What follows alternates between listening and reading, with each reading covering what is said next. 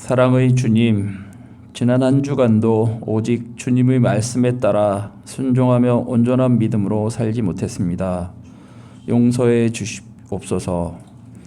하나님 아버지의 말씀에 따라 믿음으로 기도하며 살아가는 함께하는 교회 모든 성도가 될 수 있도록 이끌어 주시옵소서.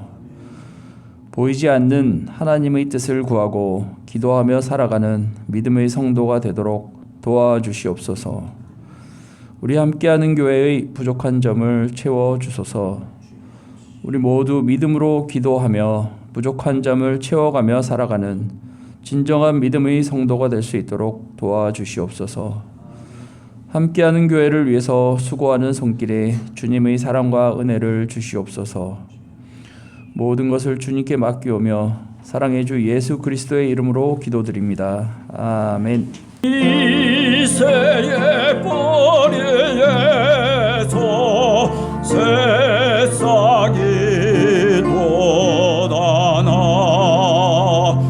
옛 선진 노래대로 장미꽃 피었다. 한춘 겨울밤 탄생하신 이날 거룩한 날이요. 이사야 예언대로 어리신 우리 주 동정녀 마리아의 몸 빌려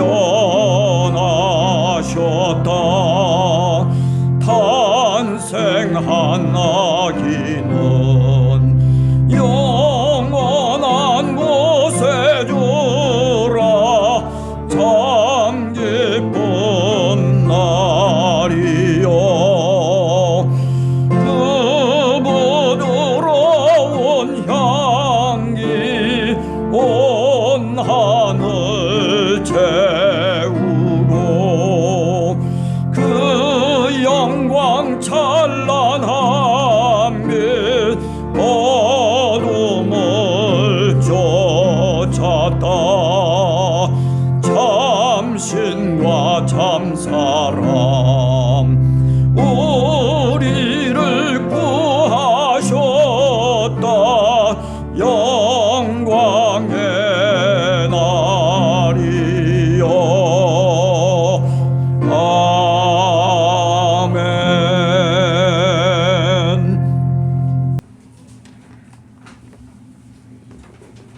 이새의 줄기에서 한 싹이 나며 그 뿌리에서 한 가지가 나서 결실할 것이요. 그 위에 여호와의 영 곧 지혜와 총명의 영이요 모략과 재능의 영이요 지식과 여호와를 경외하는 영이 강림하시리니 그가 여호와를 경외함으로 즐거움을 삼을 것이며 그의 눈에 보이는 대로 심판하지 아니하며 그의 귀에 들리는 대로 판단하지 아니하며 공의로 가난한 자를 심판하며 정직으로 세상의 겸손한 자를 판단할 것이며 그의 입에 막대기로 세상을 치며 그의 입술의 기운으로 악인을 죽일 것이며 공의로 그의 허리띠를 삼으며 성실로 그의 몸에 띠를 삼으리라. 그때 이리가 어린 양과 함께 살며 표범이 어린 염소와 함께 누우며 송아지와 어린 사자와 살찐 짐승이 함께 있어 어린아이에게 끌리며 암소와 곰이 함께 먹으며 그것들의 새끼가 함께 엎드리며 사자가 소처럼 풀을 먹을 것이며 젖 먹는 아이가 독사의 구멍에서 장난하며 젖된 어린아이가 독사의 굴에 손을 넣을 것이라. 내 거룩한 산 모든 곳에서 해됨도 없고 상함도 없을 것이니 이는 물이 바다를 덮음같이 여호와를 아는 지식이 세상에 충만할 것임이니라. 그날에 이새의 뿌리에서 한 싹이 나서 만민의 기치로 설 것이요 열방이 그에게로 돌아오리니 그가 거한 곳이 영화로우리라. 아멘.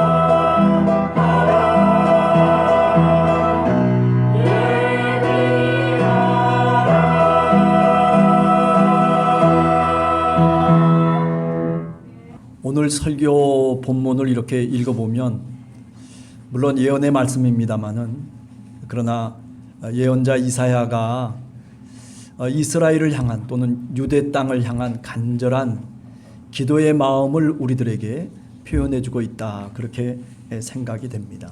사람을 판단하고 또 사람을 이렇게 저렇게 헤아릴 때에 그 시대의 사람들 속에서 보면 그저 눈에 보이는 대로 판단했다는 겁니다. 귀에 들리는 대로 생각했다는 겁니다.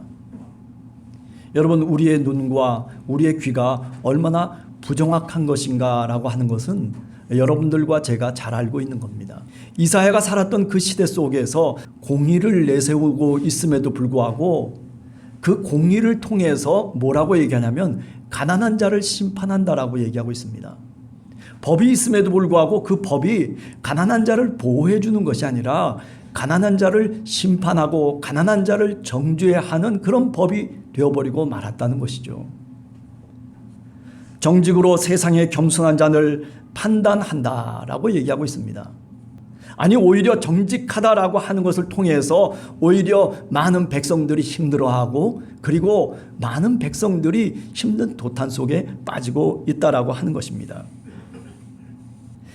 왜 이사야 선지자는 이렇게 이새의 뿌리에서 이새의 한 구루터기에서 새싹이 나오기를 그렇게 소망했나?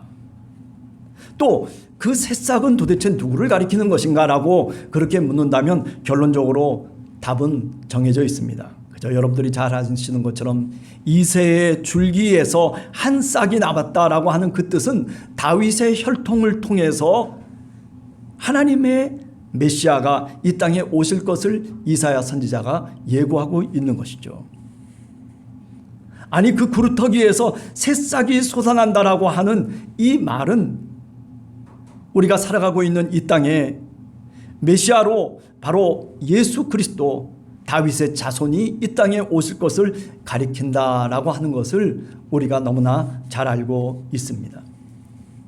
기원전 700년 어간에 이사야가 활동을 하면서 예수님이, 아니 메시아가 하나님의 섭리와 하나님의 약속을 통해서 이 땅에 오실 것을 예언하고 있었다라고 하는 거죠.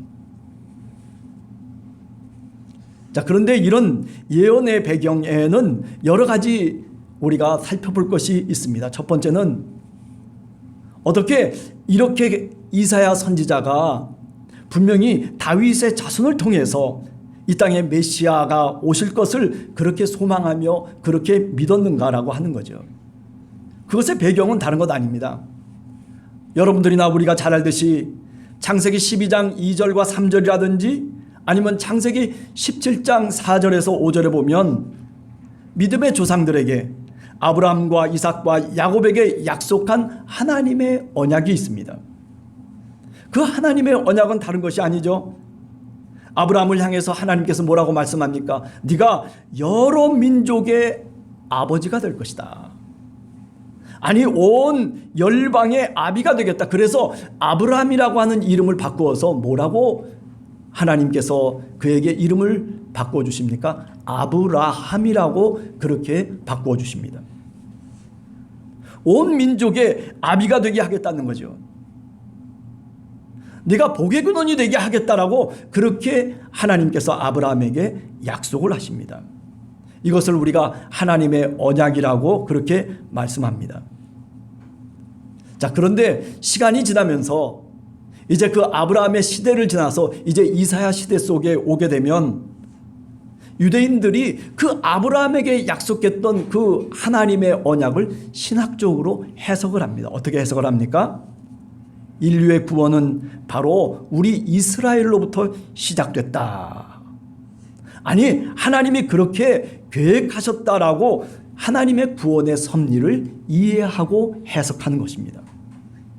이사야 선지자가 활동했던 그 시대를 잠깐만 우리가 한번 살펴보면 이렇습니다. 700여 년 전에 히스기야 왕 시대에 주로 이사야 선지자가 활동을 했어요.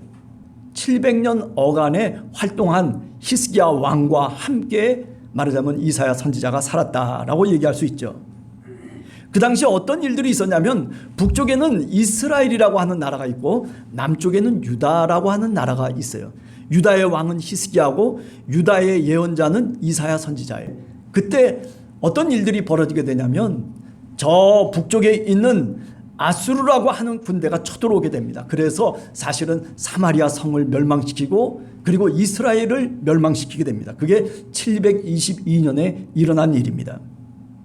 북이스라엘은 시리아 동맹군과 합쳐가지고 저 남쪽에 유다 나라를 협공하고 그리고 전쟁의 터로 바꿔버리고 마는 그런 일들이 일어나고 있었습니다. 그런가 하면 남쪽의 유다라고 하는 나라는 히스기야 왕을 비롯해서 많은 왕들이 저 남쪽에 있는 애굽 강대국을 의지하고 그 힘을 의지해 가지고 아시리아를 대항하고 그리고 북쪽의 이스라엘을 대항했습니다. 그런데 문제는 뭐냐면 문제는 백성들이 문제인 거예요. 힘이 없고 그리고 권력이 없고 아무것도 가진 것이 없는 경제적인 약자 입장에 있는 많은 백성들은 사실은 그런 전쟁과 그런 어려움 속에서 위기 속에서 도탄과 그리고 위협 속에 빠지고 허덕이는 상태가 되어버리고 만 것입니다. 자, 이렇기 때문에 이런 모습 속에서 이사야 예언자는 이스라엘 백성들을 생각하는 거죠. 아니, 하나님의 약속의 백성인데 하나님이 구원하시고 하나님이 붙들어 주시겠다라고 하는 이 유다 나라, 이 이스라엘 백성들을 이사야 선지자는 긍휼히 보기 시작한 것입니다. 사실 정말 이사야 시대 때의 문제는 뭐냐면 신앙의 위기였어요. 야훼를 믿고 야훼 하나님이 우리를 이끌어 주시고 이 나라를 강건하게 하실 것이다라고 하는 그런 믿음이 사실은 무너지기 시작한 겁니다. 강대국들이 득세하는 그 사이에서 이 이스라엘 백성들은 어찌할 바를 몰라서 방향을 잡지 못하고 우왕좌왕하며 그렇게 방황하던 시기였었던 것입니다. 하나님을 믿는 신앙을 갖고 그 모든 어려움들을 극복해 나갈 수 있는 그런 믿음이 무너져 버리고 만 것입니다. 사회 지도자요 그리고 왕이라고 하는 사람들이 하나님을 믿고 야훼 하나님을 굳건하게 믿으면서 그러면서 그 믿음을 통해서 백성을 단결시키고 그리고 뭔가 방향을 제시해야 될 그런 시기였음에도 불구하고 오히려 지도자였던 왕들과 많은 귀족들이 우왕좌왕하며 어느 길로 가야 되는지 방향을 찾지 못해가지고 그래가지고 백성들을 도탄에 빠지게 만들었던 그 시기가 바로 이사야가 활동했던 예언자의 시대였다라고 그렇게 말씀드릴 수 있는 겁니다. 신앙의 위기였습니다. 하나님의 율법을 통해서 나라를 통치하고 그리고 하나님을 믿는 그 언약과 약속을 믿는 믿음을 통해서 사실은 나라가 밑바탕이 마련되어져야 마땅함에도 불구하고 그런데 그 신앙을 잃어버리고 만 겁니다. 국가를 경영하는 그 기준이 무너져 버리고 만 거예요. 두 강대국 사이에서 어느 편에 설 것인가 그것만 생각하고 거기에만 관심을 두고 자신들의 정체성이 뭔지를 깨닫지 못했던 시기가 바로 이 이사야 시대였습니다. 남쪽에 있는 애굽을 의지하려고 하고 그 사람들의 힘을 빌려가지고 저 아수르를 대항하려고 북쪽의 이스라엘을 대항하려고 그렇게 전략을 짰던 히스기야 왕. 그런가 하면 북쪽 이스라엘은 어떻습니까? 아수르라고 하는 군대를 등에 업고 공격해 들어오는 그래서 예루살렘을 불바다로 만들고 그리고 팔레스틴 그 지역을 정말 백성들이 살아가지 못하게 만드는 그런 모습들이 사실은 그런 참상이 이사야 시대 속에 펼쳐지게 된 것이죠. 하루는 이사야 선지자가 저 산을 바라보는데 산이 민둥산이 돼버리고 만 거예요. 다 산이 벌목되어졌습니다. 누가 갖고 간 거예요? 다 아수르 군대가 다 갖고 가버린 거예요. 산에 나무가 빽빽했던 그 산들이 다 황무지가 되어버리고 많은 민둥산이 되어버리고 많은 그래서 이사야 선지자가 그 산으로 올라가면서 그 아무것도 없는 산으로 올라가다가 뭘 발견한 거냐면 그루터기 하나에 새싹이 나오는 것을 발견한 거예요. 그 다 잘려나간 그루터기 속에 아니 새싹이 돋아나기 시작하는 거예요. 새로운 생명이 탄생하기 시작하는 거예요. 그거를 이사야 선지자가 보면서 그러면서 깨달은 거예요. 아, 우리에게 소망이 있다. 비록 하나님의 뜻을 저버리고 그리고 하나님의 멸망하는 백성으로 이 땅에 수많은 죄악을 범하면서 하나님과 함께 살아가지 못하는 이 유다 나라의 백성들, 아니 거기에는 왕들도 마찬가지죠. 그런데 그 새싹이 돋아나는 것을 바라보면서 새로운 희망을 가슴속에 품기 시작하는 겁니다. 그것밖에는 방법이 없는 거죠. 우리가 어제 월드컵 여러분 보셨죠? 저 포르투갈하고 그저 뭐 전쟁 같은 그런 축구 게임을 하는데, 야, 그 손흥민이 어떻습니까? 마지막 80m를 질주해 가다가 그냥 손흥민이 곁에 주위에 포르투갈 선수들이 꽉 빽빽하게 들어싸는데, 그런데 딱 하나가 보인 거예요. 그게 뭐예요? 발 사이로 싹 공을 그냥 저쪽에 황희찬이가 들어오는 걸 보면서 딱 쳐넣는데, 그런데 황희찬이도 어떻게 또 하필이면 글로 탁 뛰어 들어와 가지고, 그래가지고 그 사이로 볼이 쫙 빠져나가면서, 그러면서 뭐가 됐죠? 골인이 되는 그 순간에 온 아파트에 수많은 소리들이 와 박수치고 막 그냥 함성이 들리고, 제가 거기서 느낀 게 그거예요. 야, 어쩌면 하나의 길밖에 없었어요. 어디 패스를 줄 수 있는 데가 아무 데도 없는데 그 다리 사이로 빠지기만 하면은 그 한 길밖에 없었는데, 거기다가 탁 손흥민이가 그녀 어려운 위험 속에도 당황하지 않고 집착하게 한 걸음 멈춰서 딱 집어넣는, 야, 클래스가 역시 다르구나. 나도 신앙의 클래스가 저 정도는 돼야 되는데, 빽빽하게 쌓여 있다고 그저 고민하고 어디로 가야 될지 몰라서 방황하고 어디다가 볼을 밀어 넣어야 될지, 이게 도대체 어느 길이 있는지 4년 초과가 돼가지고 방향을 찾지 못하고 길을 찾지 못하고, 그러나 하나님은 하나의 길을 마련해 주시는 거예요. 솟아날 구멍이 어디에 있다고요? 빠져나가도, 그저 그 속에 들어가도, 그저 사면 초과되어 있는 그 상황 속에, 위기 속에 들어가 있어도 사실은요, 하나님은 하나의 길을 우리들에게 주시고자 원하세요. 오늘 이 민족 속에, 이 이스라엘 민족 속에 하나의 길, 그것은 누구밖에 없냐면 하나님을 찾는 것밖에 없어요. 그 길을 이사야 선지자는 오늘 본문을 통해서 우리들에게 말씀하고 있는 거예요. 하나님께 돌아오라는 거예요. 그렇습니다. 많은 일반 백성들은 가난과 그리고 불의와 그리고 정치 경제적인 힘의 횡포 때문에 수많은 고통과 시련을 겪고 있었던 그 당시였어요. 그런가 하면 정치 종교 지도자들은 회개 없는 제사만을 드립니다. 맹목적인 신앙으로 백성들을 이야기합니다. 믿으라고. 어떻게 믿으라는 거예요? 그러다 보니까 백성들은 눈물을 흘리고, 그리고 사는 그 힘든 삶 속에서, 시달림 속에서 하나님을 외면해버리고 많은 그런 결과를 초래한 거예요. 우리가 이사야 1장을 읽어보면 잘 알듯이 어떻습니까? 마당발만 밟는 사람들, 그게 이스라엘 종교 지도자들이고 정치 세력을 갖고 있었던 사람들의 모습이에요. 그럴듯하게 외모는 꾸며져 있고, 그럴듯하게 말도 하고, 그리고 뭔가 형식을 갖추어서 하나님께 제사 드리는 것 같지만, 그러나 문제는 뭐냐면 마음의 회개가 없는 거예요.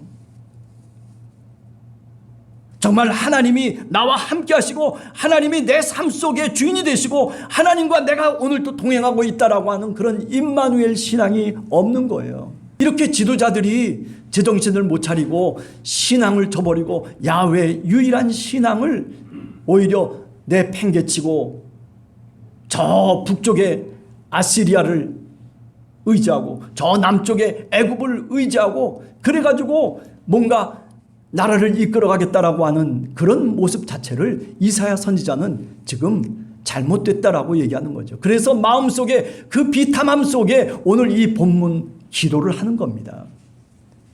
주여 하나님, 다윗의 자손 이새의 뿌리를 통해서, 이새의 줄기를 통해서 한 싹이 나게 하여 주시옵소서. 다시 말하면 우리에게 소망을 달라는 거예요. 이 비탄함 속에, 이 억울함 속에, 이 시달림 속에, 이 가난 속에, 이렇게 억압받는 이 속에서, 이렇게 힘들어하는 이 고통 속에서 하나님 희망을 달라는 거죠. 이새의 줄기에서 싹이 나기를 소망하며 기도하고 있습니다. 아니, 어떤 사람들은요, 그렇게 기도할 때 그 기도가 틀렸다고 얘기하는 거예요. 다른 사람들이 와가지고, 아니 그게 아니라 히스기야 왕이 우리 민족을 구할 수 있고 저 요시야 왕이 우리를 구할 수 있고, 염려하지 말라는 거죠. 그 사람들을 믿으라는 거예요. 그러면 하나님이 이 나라를 이끌어 주시고 하나님이 이 나라를 구원으로 인도할 것이라고 그렇게 한편에서는 또 주장하는 거예요. 그런데 오늘 이사야 선지자는 그것을 거부하고 있는 거예요. 아니라는 거죠. 예? 히스기야 왕, 그래요, 훌륭한 왕일 수 있지만은, 그러나 그가 구원자는 안 된다는 거예요. 요시야 왕 한 당을 물리치고, 그리고 정말 율법으로 나라를 통치하고 의로운 왕으로서 살아갈 수 있을지는 모르지만은, 그러나 그가 메시아는 아니라는 거예요. 잘려나간 신앙의 구루터기를 다시 이렇게 세우고 다시 새싹을 돋게 만드는 그것은 아니라는 거죠. 그 메시아는 아니라는 거죠.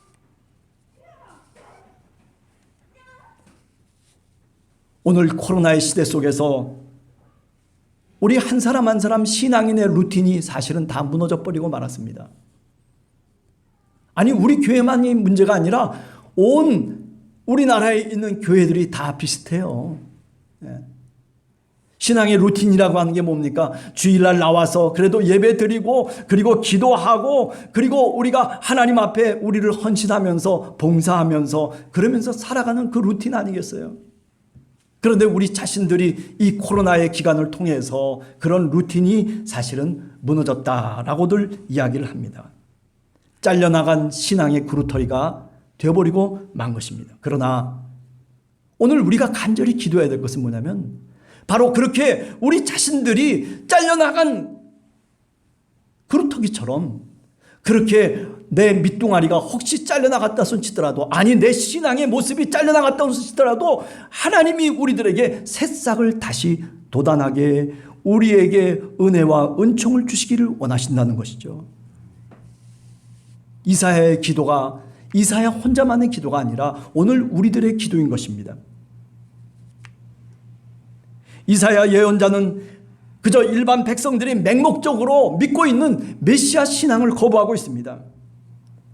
백성들이 맹목적으로 믿고 있는 메시아 신앙은 뭐예요? 왕이 메시아라는 거예요. 힘이 있고 능력이 있고, 그리고 우리를 구할 수 있는 사람은 히스기야 왕이다, 히스기야 왕이다, 아니 누구다, 이렇게 사람을 가리키면서, 그러면서 그가 우리의 구원자라고 얘기하는 거예요. 그러나 오늘 이사야 선지자는 그렇지 않다는 겁니다. 그들은 유다의 왕일 뿐이에요. 세상의 왕이 메시아가 될 수 있는 것이 결코 아니라는 것입니다. 참 메시아는 어떤 사람입니까? 하나님의 영이 임한 자라고 오늘 성경은 얘기하고 있습니다. 오늘 2절 하반절에 보면 여호와 하나님의 영이 내려온 자, 그죠? 우리가 신약성경에 보면 마태복음 3장 16절에 나는 메시아가 아니다라고 세례자 요한이 얘기합니다. 그러면서 세례자 요한이 그 메시아가 어떤 사람이냐라고 하는 것을 11절에서 우리들에게 얘기하는데, 그것은 다른 것이 아니에요. 뭐냐면 성령이 함께 하시는 자, 그죠? 나는 신들매도 감당할 수 없습니다. 나는 메시아가 아닙니다. 나는 그리스도가 아닙니다. 내 뒤에 오시는 자, 바로 그는 성령과 불로 세례를 베푸는 자라고 그렇게 강조하고 있는 것이 세례자 요한의 이야기입니다. 그 메시아는 어떤 기준으로 우리들에게 신앙을 얘기하고 있냐라고 보면, 오늘 이사야 예언자는 이것이 뭐 전부는 아닐런지 모르지만은, 그러나 이사야 예언자는 몇 가지 기준을 얘기하고 있습니다. 메시아가 이 땅에 오셔서 우리가 살아가는 삶의 기준 또는 가치의 기준을 뭐라고 얘기하냐면 바로 이렇게 공의와 성실과 정직, 이것이 지배하고 이것이 우리들의 나라의 운영의 원리가 되고 삶의 기준이 되는 가치가 되는 것을 우리들에게 이사야 선지자가 얘기하고 있는 겁니다. 다시 말하면 반대로 얘기하면 우리가 살아가는 이 세상이 바로 이 공의를 상실하고 성실과 정직을 상실한 세상 속에서 오늘 우리가 살아가고 이사야의 시대도 그랬다는 것이죠. 공의를 누가 얘기합니까? 일반 백성들이 얘기합니까? 아니에요. 법을 누가 얘기합니까? 우리들이 얘기합니까? 아닙니다. 나라를 이끌어가는 왕들이 얘기하는 거예요. 권력을 잡고 있는 세력들이 얘기하는 거예요. 법이 어쩌고 법이 저쩌고 그렇게 공의를 얘기하면 할수록 문제가 심한 거예요. 우리나라를 정말 힘들게 만드는 사람들이 누구예요? 제가 보기에는요, 법을 전공한 사람들이에요.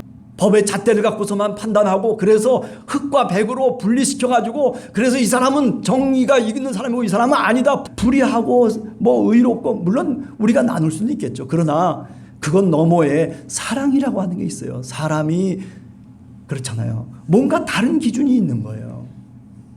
무슨 뭐 정직하게 살아라, 왜 너희는 부정확하냐, 부정직하냐, 뭐 이렇게 왜 거짓말하냐, 뭐 이런저런 얘기들을 누가 하는 거예요? 바로 권력을 잡고 있는 왕들이 하는 얘기예요. 귀족들이 하는 얘기예요.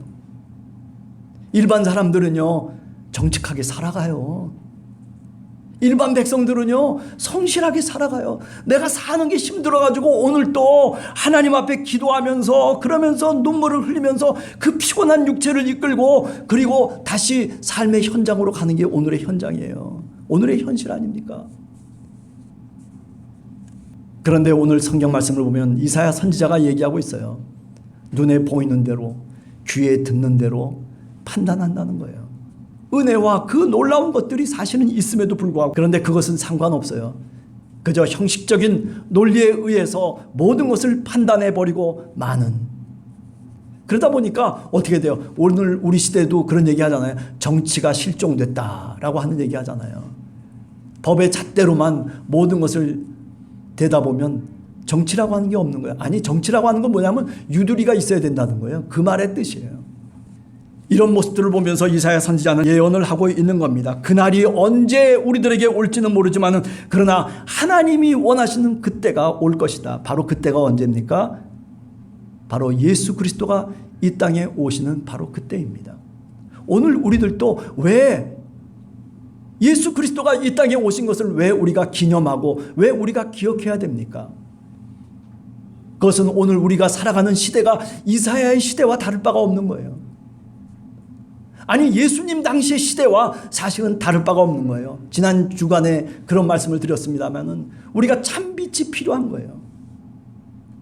그것은 세상의 빛이 아닙니다. 세상이 주는 어떤 만족과 행복이 아닙니다. 우리가 정말 하나님이 성령을 통해서 우리에게 믿음을 주시고 그리고 우리에게 하나님께서 은혜를 주시는데 그 은혜와 행복이라고 하는 것은 그것은 세상이 주는 것과는 다른 겁니다. 흔들리지 않습니다. 그래요. 오늘 우리가 이제 한 주간을 살아가면서 우리의 삶이 어떤 때는 힘든 삶이에요. 그죠? 녹록지 않은 삶이에요. 아니, 우리가 이 혼탁한 시대 속에서 우리가 어떻게 삶의 기준을 정하고 가치 기준을 정하면서 우리가 살아갈 것인가라고 하는 것에 대한 물음을 사실은 우리들은 갖고 있어요. 그러나 그 물음 속에 사실은 성경에 있는 말씀을 통해서 우리는 답도 역시 갖고 있어요. 이렇게 살아야지. 이런 기준으로 살아야지. 그러나 우리가 그렇게 살아갑니까? 그죠? 그렇게 살질 못해요. 왜? 우리도 연약한 한 인간일 뿐이기 때문에 그렇습니다. 오늘 이사야 선지자도 마찬가지예요. 한 연약한 인간이에요. 하나님 이랬으면 좋겠습니다. 하나님 저랬으면 좋겠습니다. 공의와 성실과 그리고 정직으로 살아갈 수 있는 나라가 되었으면 좋겠습니다. 이 땅이 그렇게 변했으면 좋겠습니다. 분열하고 갈등하는 세상이 아니라 좀 더 사랑하고 용서하고 같이 함께 갈 수 있는, 손을 붙잡고 우리가 함께 기뻐할 수 있는 그런 세상이 됐으면 좋겠습니다. 왜 우리 속에 그런 갈망과 그리고 기도가 없겠습니까? 왜? 그럼에도 불구하고 우리가 연약해요. 그래서 어떻습니까? 오늘 이사야가 기도하는 거예요. 하나님, 그런 나라를 주시옵소서. 하나님, 그런 때를 하나님 저희들에게 허락해 주시옵소서. 그죠? 그래서 우리가 지난 시간에도 말씀드린 것처럼 말씀이 육신이 돼서 이 땅에 오셔서, 그래서 참빛으로, 생명의 빛으로 이 땅에 오셔서 모든 믿는 자들에게 하나님의 백성이 되는, 하나님의 자녀가 되는 그런 권능을 주셨다라고 말하고 있잖아요. 하나님의 자녀가 되는 권능을 줬다는 말이 그저 뭐 하나님의 자녀가 됐으니까 이제 끝입니다, 그런 뜻이 아니죠. 흔들리지 않는다는 거예요. 이 세상에 아무리 어둠 속에 있다 손치더라도 내 가슴 속에 참빛을 갖고 살아갈 수 있는 사람으로 하나님이 나를 변화시켜 주셨다는 거예요. 아니, 세상 속에 나가서 우리가 살아갈 때 우리가 얼마나 가슴을 아파하고 어떤 때는 넘어지고 쓰러지고 어떤 때는 주저앉고 싶은 심정으로 살아가고 있지만은, 그러나 내 가슴 속에 하나님의 빛이 들어와 있다는 거죠. 그래서 다시 일어서는 겁니다. 아니, 내가 기도할 수 있는 힘을 하나님께서 나에게 주신다는 거예요. 그렇기 때문에 내가 다시 일어서고 다시 하나님의 이름으로, 주님의 이름으로 다시 희망을 찾기 시작하는 거죠. 그래요.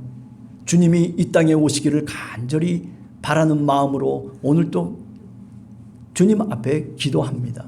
하나님, 내가 살아가는 삶의 자리 이곳에 주님이 빛으로 와주시옵소서. 아니, 다윗의 자손으로 이 땅에 오시옵소서. 정직과 성실과 그리고 공의로 하나님, 우리의 삶의 자리가 변화될 수 있도록 하나님 이끌어 주시옵소서. 왜 그렇게 기도해야 됩니까? 오늘 우리의 삶이 그것과 다르기 때문에 그렇습니다. 네. 자, 한 주간도 여러분, 이사야가 기도했던 이 기도를 한 번 더 우리 가슴속에 새기면서 주님 앞에 살아가는 여러분과 제가 되기를 간절히 원합니다. 같이 기도하겠습니다.